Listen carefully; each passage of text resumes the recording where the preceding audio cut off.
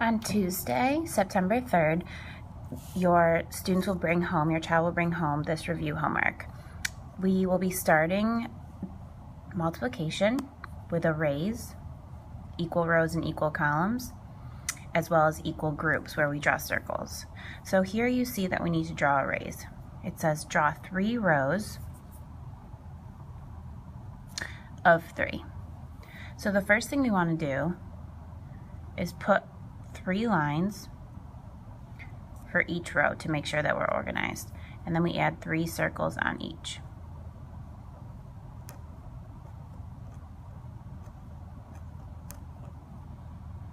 Here we see that we have repeated addition.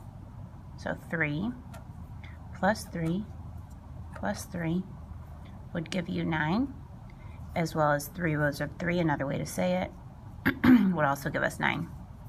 I also challenge your child to write a multiplication equation.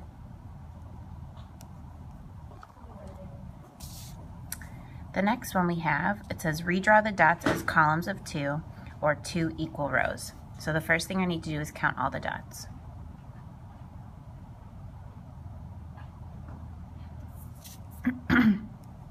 There are 16 dots. So I can put, again, my lines if I need to, my 2 straight lines to represent my rows. And because I'm not quite sure what half of 16 would be, I can put 1 dot on each row and count until I get to 16. 1, 2, 3, 4, 5, 6, and so on. Here it's the same as up above, drawing an array to show 2 rows of 3, as well as this one is the same as the one above it. Next we have a word problem, and we will be using the cube strategy this year. Circle the numbers, underline the question, box the keywords. So I put our poster, a little snapshot of the poster next to the word problem. Joshua's family grew 841 zucchini. If 200 of those were yellow, how many were green? Use the cube strategy to solve. Well, I know that the total number, or T, of zucchini is 841. I know that I already have 200 that are yellow. I need to figure out what the rest are. When we think about the word the rest, we know that we are going to have to subtract to find the difference.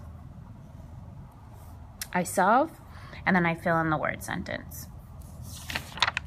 On the back, you'll again see various arrays. I put an example at the top.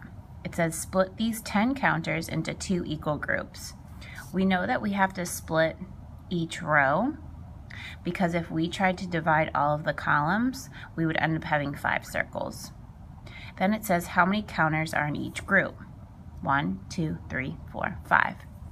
The 5 is the size of the group, or the size of the row. The 2 is the number of rows, or the number of groups. And the 10 is our product. These are all vocabulary words and phrases that we've been using. So here it says split these 18 counters into 2 equal groups. Again, I see that I can't split based on my columns. So I divide my rows. There are 2 rows, and I count to find out the size of each row. And we continue for the rest.